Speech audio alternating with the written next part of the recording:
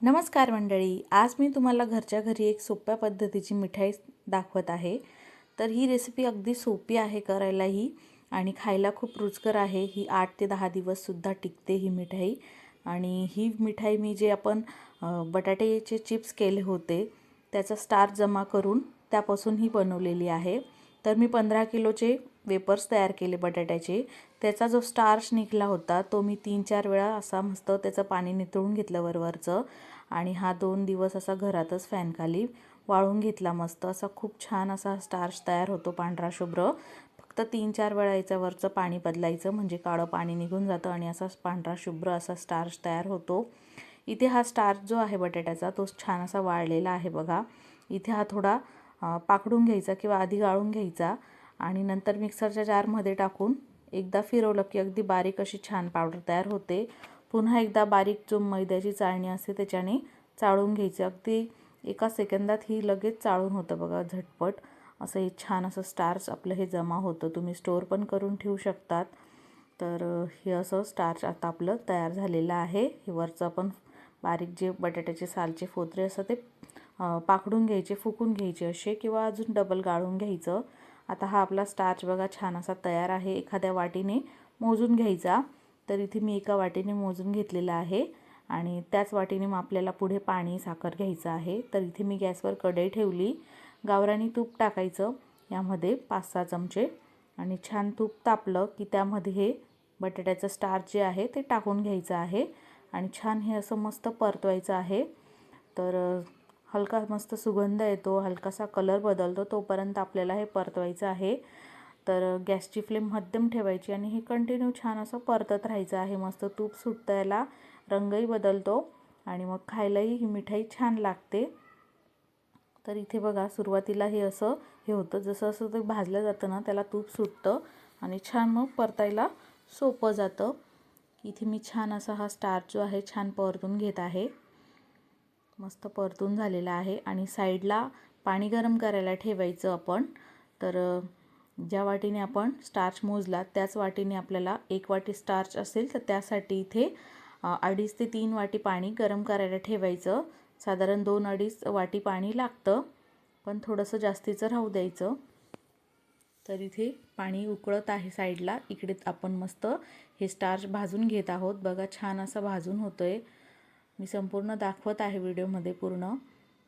छान असा हा भाजून होत आहे बघा, तेल आता भरपूर सुटत आहे। मस्त छान असं हे भाजून होत आहे, सुगंधही येत आहे। तर आता हे आपल्याला खूप कमी क्वांटिटीत दिसतंय बघा, नंतर ही तयार झाल्यावर खूप अशी फुलून येते। आता मी यामध्येच काही काजू बदामचे तुकडे टाकून घेते आणि एखाद मिनटं परतून घेते, म्हणजे तेही छान काजू बदाम छान परतून होतील हलके सोनेरी रंगावर। किंवा आधी पण तुम्ही परतून घेऊ शकतात, तळून घेऊ शकतात काजू बदाम। इथे मी यामध्ये टाकून एखाद मिनटं हे छान फ्राय करून घेतलं सगळं। त्याच्यानंतर त्याच वाटीने 1 वाटीभर साखर टाकून घेतलेली आहे आणि साखर विरघळेपर्यंत थोडंसं आपल्याला एखाद मिनटं परतवायचं, खूप जास्त नाही। त्याच्यामध्ये आता लगेच गरम पाणी टाकायचं, खूप उकळतं पाणी करायचं नाही आणि खूप थंडही नाही। तसं मध्यम गरम पाणी आपल्याला यामध्ये थोडं थोडं टाकायचं। तर सुरुवातीला मी 2 वाटी टाकलं, नंतर अर्धी वाटी पाणी टाकून हे छान असं मिक्स करून घेतलेलं आहे आणि त्यानंतर यामध्ये अर्धा चमचा वेलची पावडर टाकली, थोडंसं जायफळ किसून टाकलेलं होतं त्याच्यात आणि मिक्स करून घेतलं। त्याच्यानंतर हे ऑप्शनल आहे रंग टाकणं, फूड कलर तुम्ही कुठलाही घेऊ शकता, तर ऑरेंज, रेड, पिंक, येल्लो तुमच्याकडे जो असेल अवेलेबल, किंवा असंच ठेवलं तरी चालतं, ऑप्शनल आहे।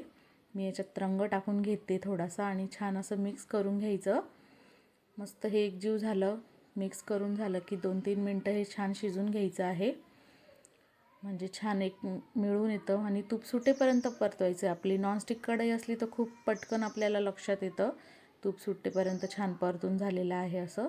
पण आपण पाणी, साखर हे सगळं टाकल्यानंतर एक 3-4 मिनटं परतून घ्यायचं, म्हणजे छान असा हा हलवा आपला तयार होतो। तर हलवा मस्त तयार झालेला आहे बघा, परतून मस्त असा रंग आलेला आहे, ऑरेंज कलर, आणि छान असा तयार झालेला आहे। याच्यामध्ये तुम्ही वेगवेगळे इसेन्स टाकून वेगवेगळे फ्लेवरचे पण बनवू शकतात हलवा। कुठलाही pineapple, orange, strawberry, mix fruit असे जे असतात, इसेन्स असतात ते टाकू शकतात, म्हणजे त्याचा फ्लेवर येतो. तर इथे छान मिक्स झालेला आहे. आपला हलवा तयार आहे. असाच गरम गरमही खायला छान लागतो आणि जास्त क्वांटिटीत असेल, आपल्याला स्टोअर करायचं आहे, मिठाई बनवायची आहे, तर एखाद्या ताटाला तूप लावून घ्या, ट्रेला किंवा ताटाला थोडंसं, आणि हा हलवा त्यामध्ये टाकून घ्यायचा गरम गरम आणि मस्त हा पसरून घ्यायचा आहे, म्हणजे छान अशी बर्फी तयार होते मग याची. तर इथे आपण आता ताटाला तूप लावलं आणि हा सगळा हलवा आपण यामध्ये आता टाकून घेणार आहोत. आणि जर स्पॅच्युला असेल तर स्पॅच्युलाने हा स्प्रेड करायचा, म्हणजे पटपट असा छान हा स्प्रेड होतो आणि एकसारखा आपण स्प्रेड करू शकतो. इथे मी सगळं हलवा टाकून घेतला ताटात. त्याच्यानंतर स्पॅच्युलाने स्प्रेड करून घ्यायचा. स्पॅच्युला नसेल तर तुम्ही एखादी वाटी किंवा तांब्या असेल किंवा एखाद्या याच्याने छान असं पसरून घ्यायचं आहे. सुरुवातीला हे फास्ट करायचं, कारण हे गरम गरम मग ते सेट होऊन जातं थंड झाल्यावर. तर पटकन हे आपल्याला असं सगळीकडे पसरून द्यायचं आहे. छान स्प्रेड करून झालं की यावरून तुम्हाला काजू बदाम टाकून शकता किंवा खसखस टाकू शकतात किंवा कुठलेही तुमचे आवडते ड्रायफ्रूट्स तुम्ही टाकू शकतात. तर अशा पद्धतीने आपण हे स्प्रेड करून घेतलेलं आहे आणि 1 ते 2 तास आपल्याला मग नंतर सेट करायचं आहे. फॅनखाली असं थोडं थंड करून घ्यायचं. मस्त छान सेट होते. अर्धा ते 1 तासमध्ये पण छान सेट होऊन जाते. आणि त्यानंतर सेट झाल्यावर आपल्याला याची कटिंग करायची आहे. छोटे मोठे आवडीप्रमाणे याचे असे मस्त कट करून घ्यायचे आहे छान असे. आणि नंतर तुम्ही हे स्टोअर करू शकतात किंवा फ्रीजमध्ये ठेवून पण स्टोअर करू शकतात. तर असं हे आपण छान अशी ही आपली बर्फी तयार करून घेतलेली आहे हलव्याची. आणि आता मस्त आपला हे थंड झालं की आपण कट करू आणि मस्त याचा आनंद घेऊया. तर अशा पद्धतीने मी जो स्टार्च आपण फेकून देतो बटाट्याचा चिप्सचा, त्यापासून हे असं मस्त हलवा तयार केलेला आहे फेकून न देता. तर खूप छान अशी ही मिठाई तयार होते. मलाही माहिती नव्हतं हे मिठाईचं. माझ्या मिस्टरांचे एक फ्रेंड आहेत, त्यांनी ही रेसिपी मला सांगितली. मी चिप्स करत होती त्यावेळेस, की तुम्ही असं असं स्टार्चपासून असा हलवा तयार करू शकतात. तर मग मी म्हटलं चला आपण पण ट्राय करून बघूया, काहीतरी नवीन शिकायला भेटेल असं. म्हणून मी त्यांना रेसिपी विचारली आणि त्यांच्या सांगण्याप्रमाणे ही रेसिपी बनवलेली आहे.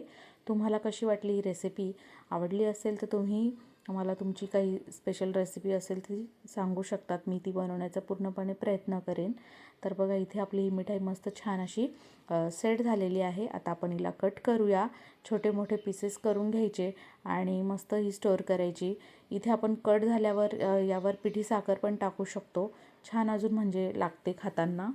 तर तसंही करू शकता. इथे मी आधी सुरुवातीला मोठे पीसेस करून घेतले, नंतर स्टोअर करण्यासाठी छोटे असे पीस करून घेतले आणि मस्त वरून थोडी पिठी साखर टाकून घेतली. आणि मस्त हे खूप छान वाटतं खायला. काहीतरी वेगळी मिठाई आहे आणि टिकते पण ही. तर आमच्याकडे सगळ्यांना आवडली. तुम्हाला ही रेसिपी कशी वाटली तसं कमेंट करा, लाईक शेअर सबस्क्राईब करा. धन्यवाद. भेटू पुन्हा. Bye bye. धन्यवाद.